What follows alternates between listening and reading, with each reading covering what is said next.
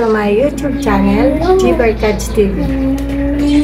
Magluluto ako ngayon ng sinarapan. Ang tawag dito sa Bicol ay ang tabyos. Ito ang pinaka maliit na isda sa buong mundo. Ito po ang mga ingredients ng gagawin kong lulutuin ko na ginisang tabyos. Ito, pichay. Ito yung maliliit na isda, tabyos. Ito yung kamatis, siling malaki, sibuyas, tapos luya at bawang. Ayan po ang mga ingredients ng gagawin ko. At may paminta, toyo at asin. Ayan po ang mga kailangan sa pagluluto natin sa pagluto ng ginisang tabyos, mga kabarkadas. Nagigisa na ako. Ayan, ito ang unang-unang gagamitin natin. Lalagyan muna natin ng mantika. At itong mantikang napapansin nyo, ginamit na namin ito kahapon. Kailangan, pwede pa naman itong gamitin kasi isang beses pa lang naman namin ginamit kahapon. Kaya, let's start na magluto na tayo ng ginisang tabyos. Ayan, pag mainit ng mantika, lalagay na natin yung mga ricados. Hintayin muna natin na uminit yung mantika.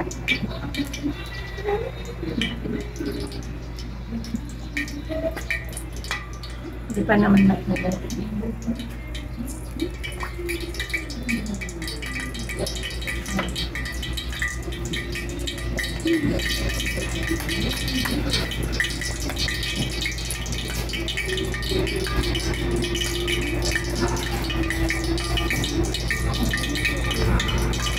Ayan. Init na. Lagyan natin yung bawang.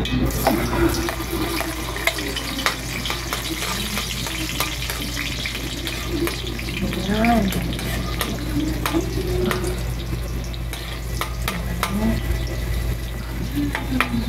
Sunod na natin yung sibuyas.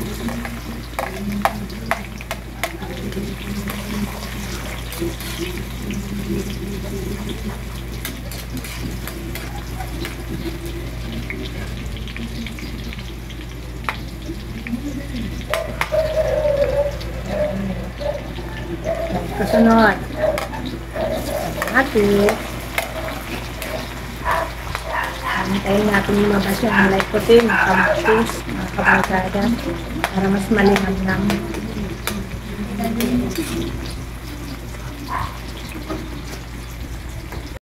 Okay, sunod natin ilagay yung luya para hindi mga para pampasarap pa yan sa niluluto natin.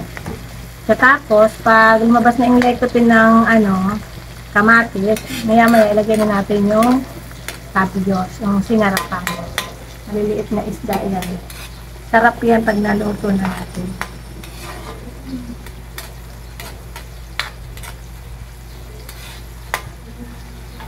Dapat lumabas yung yung lycopene ng kamatis para mas malinamnam. Ayan. Ang bango na. Ang arikado pa lang, mabango na.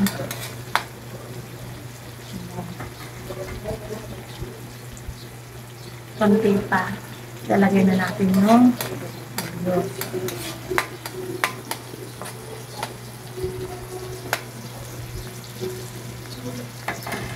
Ayan, lalabas na.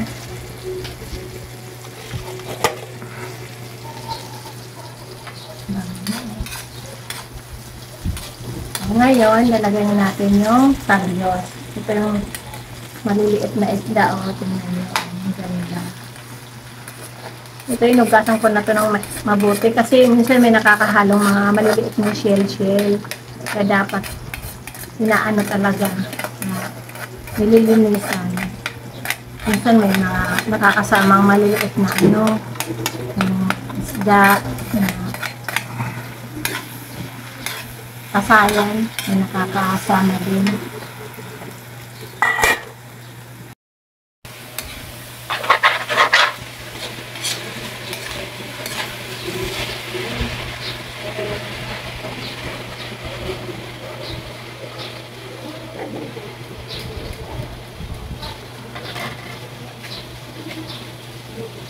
Lagyan na natin ng konting paminta.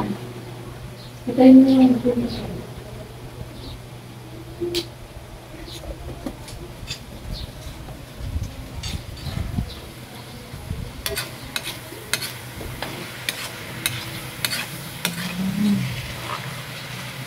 lang natin pala para hindi siya maano.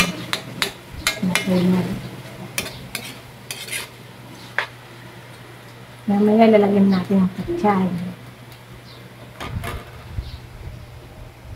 Dapat lalagyan natin ng konting toyo para ano, para pumula-pula siya ng konti, para may kulay. Para lalong gumanda yung texture ng ano natin, ng tabios. Ayan.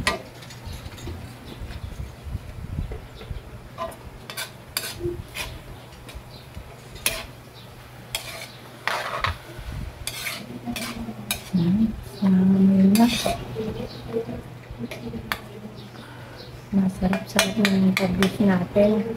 Sa Tagalog ay sinarapan. Ayan.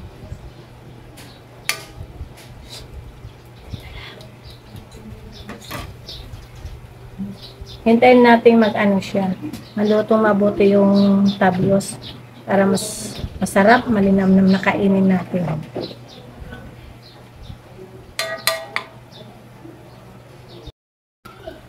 Shoutout pala kay Dongski TV channel at saka kay Merchi Vlog. Yan. Ingat-ingat po kayo dyan palagi. Sana palagi kayong maayos dyan. Kami, okay lang kami dito sa Pinas. Saka pala, shoutout din kay Idol Sarge TV. Yan. Yung mga kaibigan natin at saka yung mga ka-group natin sa Batueños Vlogger. Shoutout sa inyong lahat. Yan. Ngayon, lalagyan na natin yung gulay na pechay para maluto na yung pechay natin. Ayan. Oo. Lalagyan natin ng pechay para mas lalong sumarap ng ating lutong ginisang tabios. Ayan.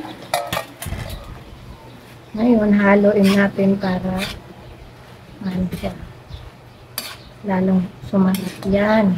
Mamaya luto natin. Ayan na.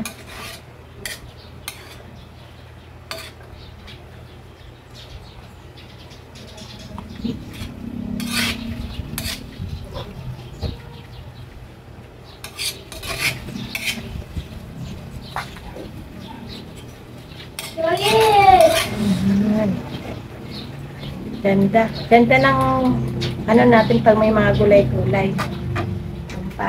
Ganda na.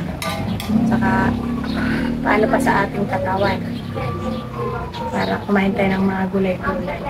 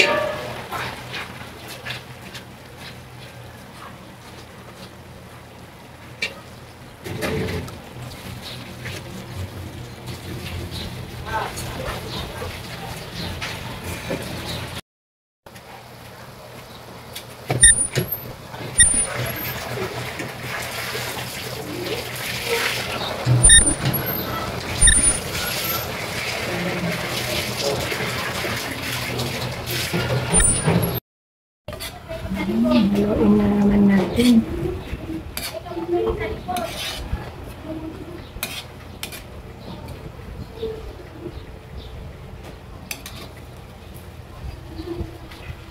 Ayan, mga kabarkadas.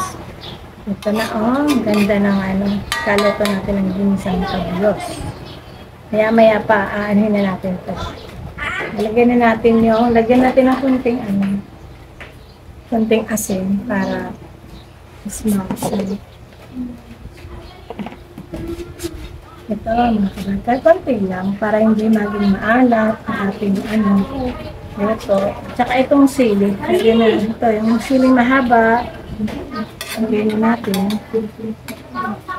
Para maluto-luto rin ng konti.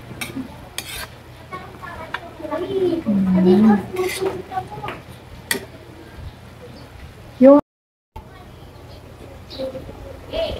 yan, mga kabarkadas, noon, ito, maliit pa ako, meron na talaga nito dito sa Bato Lake. Marami talaga nito nakukuha dito. Hanggang ngayon, meron pa naman ako huli, madami. Yan, ito ang pinakamasarap na lutuin na malilit na isda. Yan, sinarapan sa Tagalog ang tabios. Yan.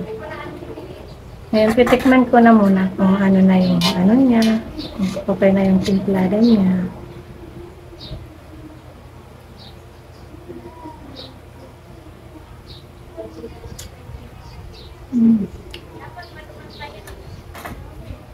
Okay na.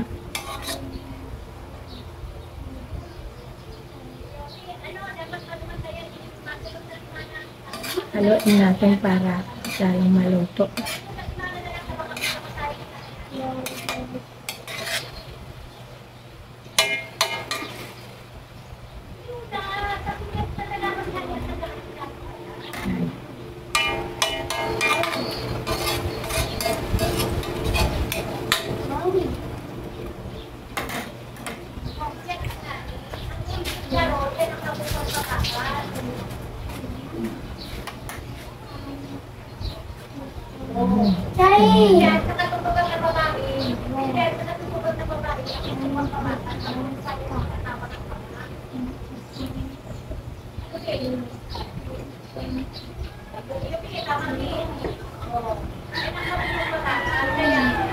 Hintayin natin magpula-pula yung ano, tabios para lutong-luto siya.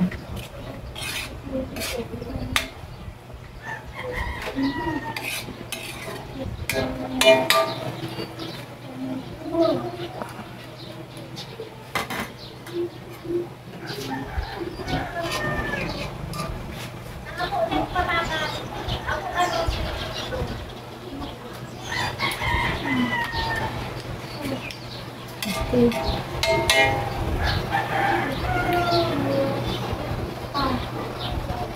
Ano ng timplada? Masarap na. Oo, sarap na. Tama na siya. Hintayin na lang natin mag-ano siya. Musbog tsaka magpula-pulang konti. Para lutong-luto.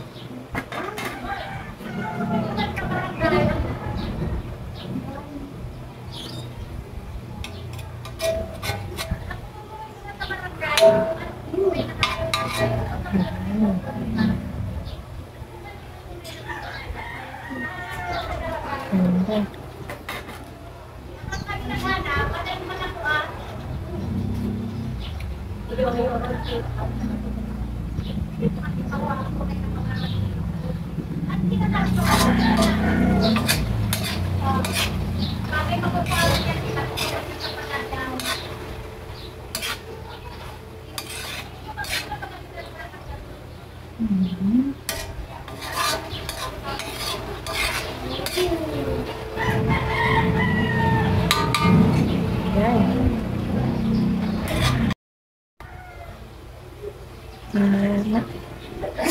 Itong niluluto ko, may technique ito. Kailangan, wag natin lagyan ng tubig. Kasi yung gulay na pichay, nagtutubig-tubig rin yan.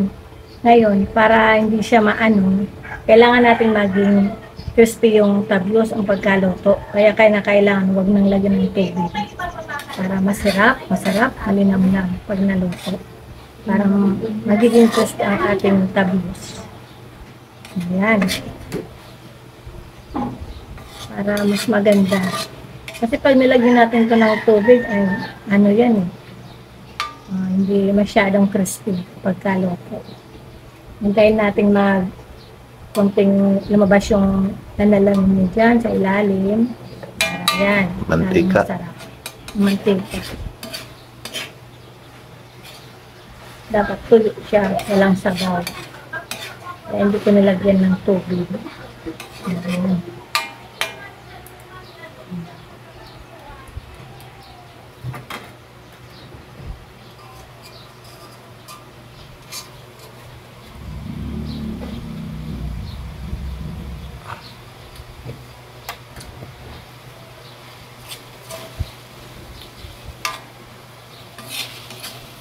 Okay. Yan, mga kabatad. Nagdagan ko ng toyo kasi medyo natabang na konti. Ayan.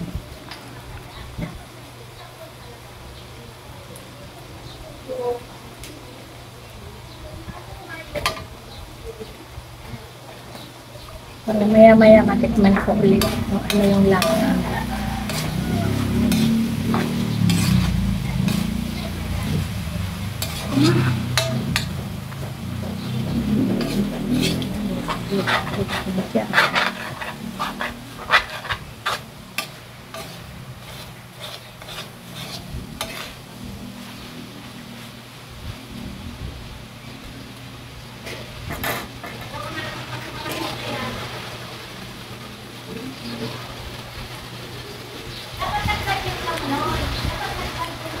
Yan, sa akin okay na.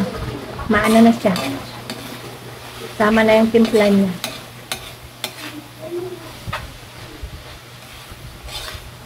Yan, nilulo na. Tuyo na.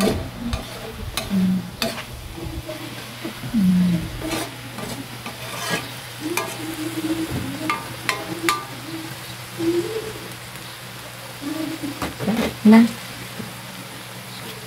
Sarap na ang niluto kong ginisang tablos.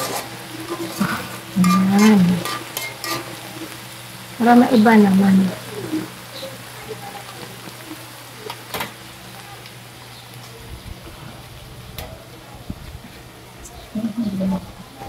Gama na tayo.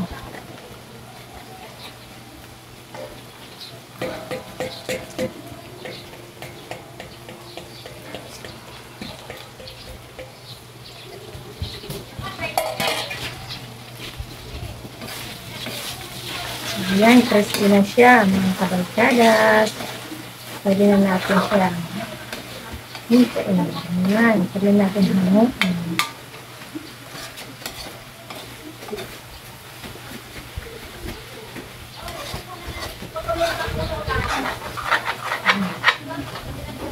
Crispy na siya, ayan.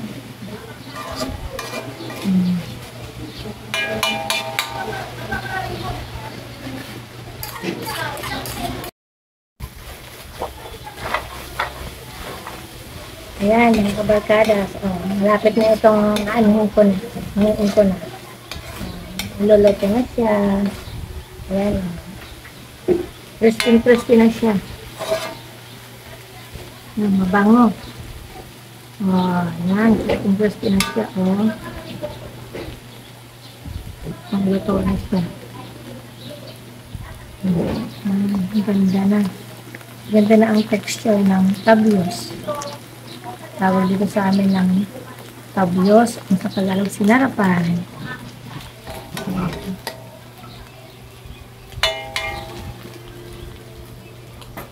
Okay.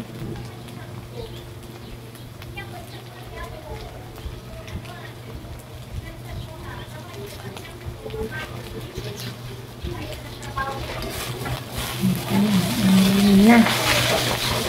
Okay.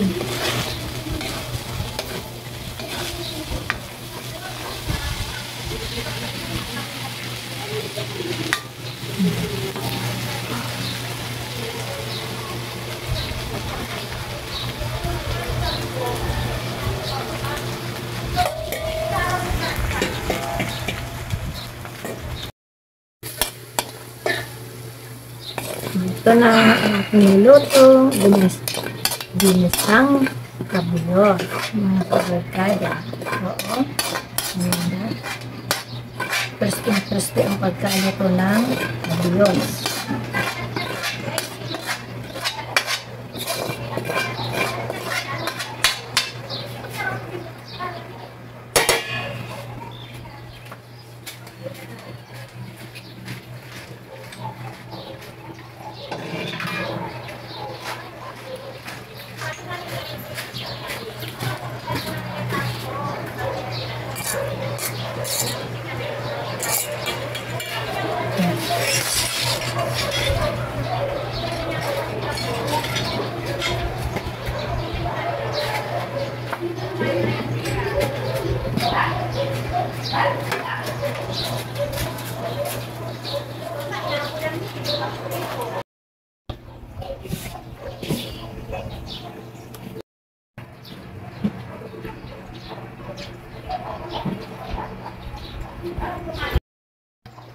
Ayan, mga kabarkads, ito na ang finished product na niluto ko na ginisang tabyos.